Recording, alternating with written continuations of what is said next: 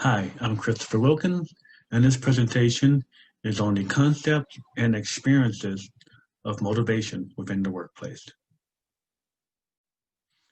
Motivation is a key function of driving performance.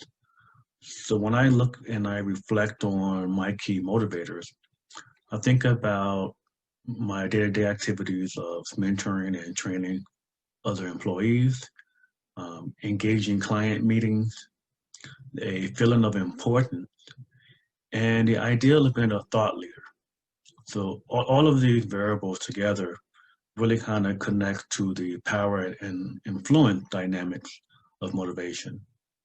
And those are the key things that keep me going and help me feel as if I'm accomplishing something important and being of value to the organization, as well as being of value to myself. Within my office, my team is split between project managers and field technicians. When I think about what motivates my team members, when I looked at the project managers, I have to say they're achievers. They are pretty much well adapted to getting things done quickly. They operate on their own. They kind of want independence. They're financially driven, and they're really just goal orientated. So they really want to just move forward, get the work done, get it done right quickly, and move on to the next task. While the field technician, which makes up, engineers, techs, programmers, they're affiliators. And their primary purpose and the things that kind of motivate them is the relationship they have with each other. They're very close knit. They spend a lot of time together after work. They have a lot of inside jokes that they share among each other. So they're a really close knit group of people who really kind of enjoy helping each other, and they motivate each other by helping each other and supporting and encouraging each other. It's almost like a team within a team. So those are the two factors of motivation for my team members in the workplace. When I think about my manager, I must say that I feel like he's also an achiever. He really focused on completing the task at hand and ensuring that his work is done. But we're also in a very political environment. So he don't really, put his cards on the table, keep to himself. However, he is very strategic about building relationships and making allies and friends.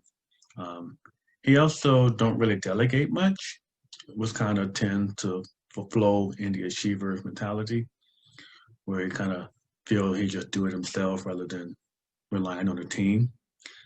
And I will also say that he kind of avoids risk, kind of not as much of a risk taker as what I may have had in other managers in the past.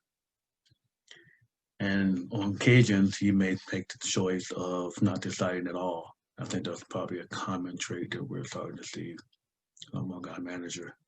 So I think once again, the achiever in his motivation style, and I guess what motivates him would be, just accomplishing his task, as easily and efficient as possible. Motivating a team at work is really a complex subject. You have to identify what motivates the worker. You have to set the performance metrics, and you also have to reward properly. I think that over the course of time, all workers may exhibit all three traits, as a power and influence, kind of motivating factor, a achiever, or affiliator. I think it kind of grows with you as you develop your career. I would look at myself and I would say, early on in my career as a field technician, it was really heavily in relationships and being part of the team. And as I advanced my career into a director level, especially on the sales level, sales side of the industry, it's really kind of achievement and influence and other kind of drivers that motivate you to move forward. I will also say that It's also difficult to find that right level of motivation because of the authenticity factor. Are you really who you are at work, or are you, who you're expected to be at work? So I think that there's a level of authenticity required to be evaluated when it comes to culture. And can we all be, getting along in a similar fashion? Are we all motivated the same way?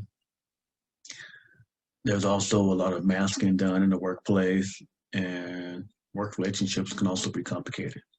So when you look back at comparing and contrasting the project managers, the field engineers, myself on the sales side, we all have very different factors of motivation. I think at the end of the day, we have a similar thread of wanting to be paid well, wanting to be valued, as well as wanting to succeed. It just all manifests in a different way.